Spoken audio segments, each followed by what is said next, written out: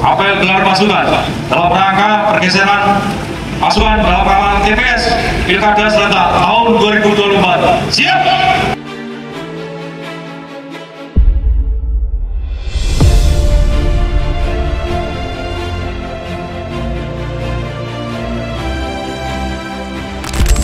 Bahwa apel ini merupakan bentuk pengecekan kesiapan personel, sarana dan prasarana pendukung dalam rangka pengamanan TPS sebelum personel bergeser ke masing-masing tempat pemungutan suara.